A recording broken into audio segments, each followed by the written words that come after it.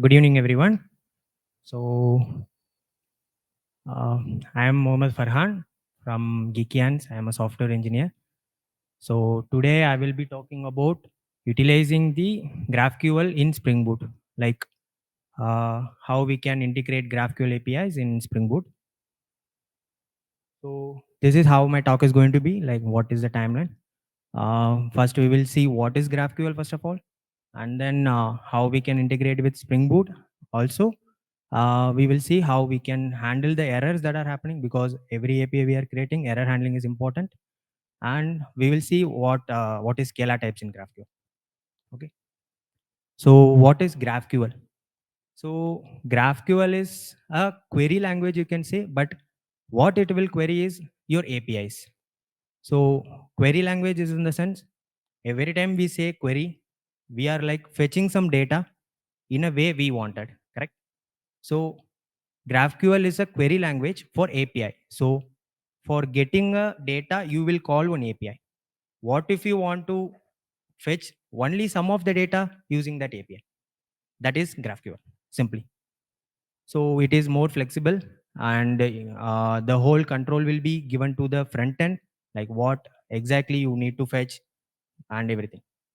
And the most important thing is every time we create a API, we will give a contract to the front end that this is the API and you need to you will get this type of response and what will be the type and everything.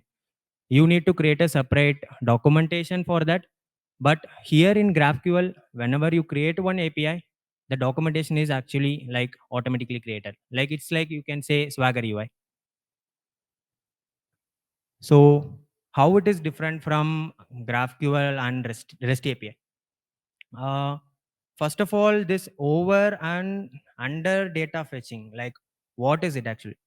Over and under data fetching, like if you like, let's say an app you are logged in, and then at one page you just need one of the phone number of an employee. For that, if you are creating a REST API controller, you have to create another API just for giving that phone number, correct? So now in GraphQL, just for that employee entity, you can just create one GraphQL query and give it to the front end. Now they can query what they need in that employee entity, correct? So this will also reduce our number of endpoints we are creating. And yeah, this is pretty much it. And what is predetermined structure is now every time we give a contract, I said, right?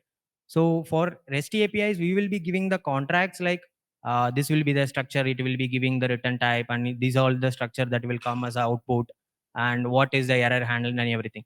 In GraphQL, we have a predetermined structure like this. This will be the output and this will be the type to the front end as a documentation.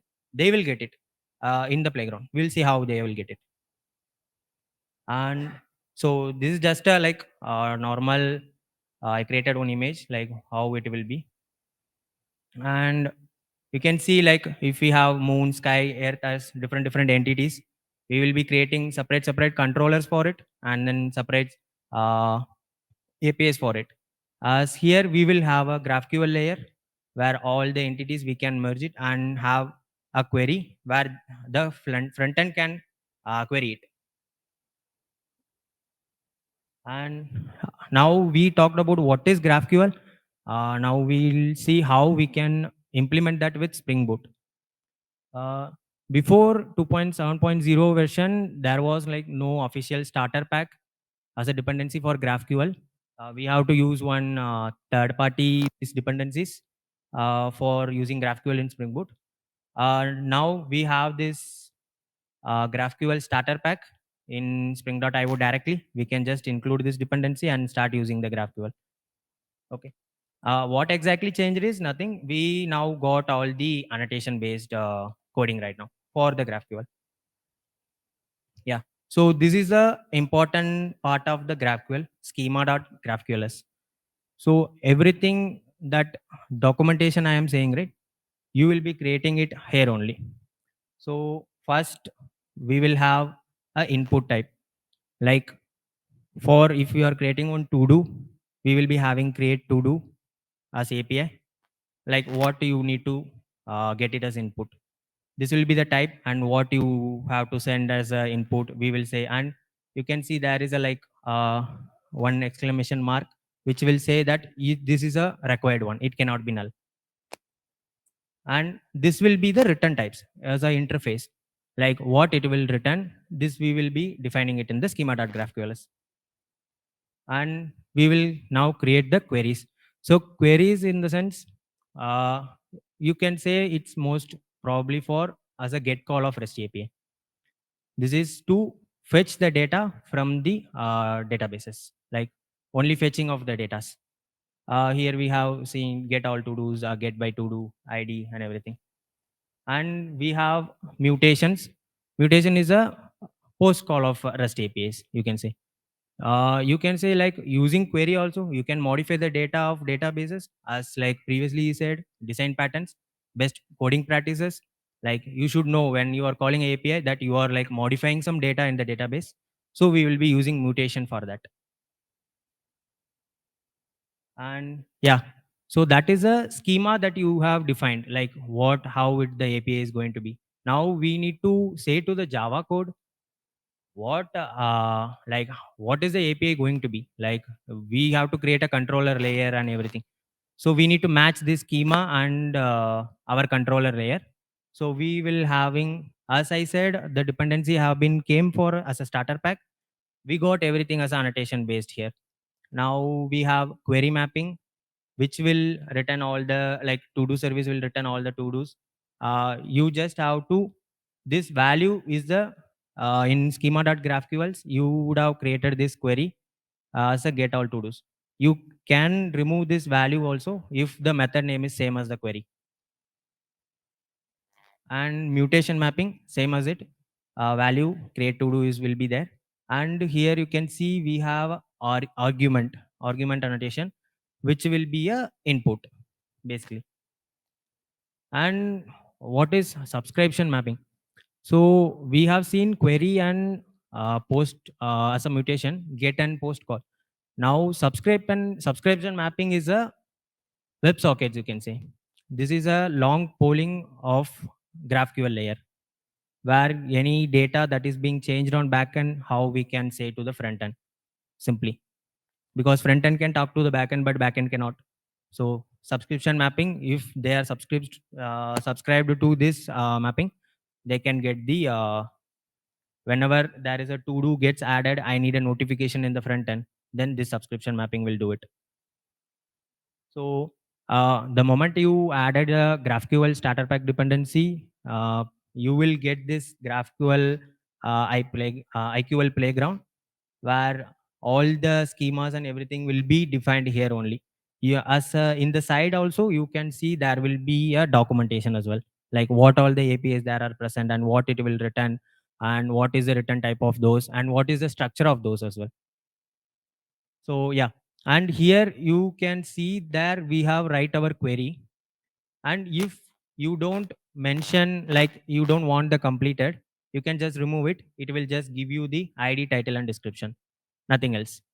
Same as goes for everything. And we have seen in schema.graphqls there was one exclamation mark.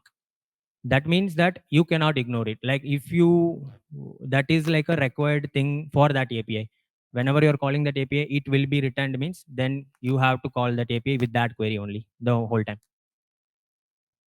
And same goes for mutation and subscription mapping as well. Same, we seen the schema.graphql query that mutation and type everything, it will be same goes for it. Now let's go into error handling. So for error handling, we have two interfaces. One is data fetcher exception resolver adapter, and another one is subscription exception resolver adapter. Because query and mutation are HTTP protocols, and subscription is a WebSocket protocol, so we need to handle it differently. So I just have a example code of how you can handle this error. Like based on what kind of exception is it happening, you can modify the error that is being like sent to the front end. But before that, GraphQL is a you can say strictly typed API language, you can say. uh, GraphQL itself has a one error handling interface as it is. Whenever there is a error happen, it will actually give you the what kind of error happened and in what location and everything. It will automatically give you to modify even more that like custom messages and everything we will be having like this, and this will be the structure that what is the error we are getting and everything. And scalar types, so this is a strictly type, so we have to define every types as well, right? So what if we want some custom type, like what we need some new type as a date and date time, local date time, everything. So we have one third party dependency, you can say, as extended scalars. You can use this and just create a configuration for that, like what are the extended scalars you need as date, date time, JSON object, whatever you want, and just define it in the schema.graphql as scalar is date. Then you can start using it in your schema.graphqls. It will automatically convert and serialize it. And yeah, that's it. These are the references I took. You can scan if you want.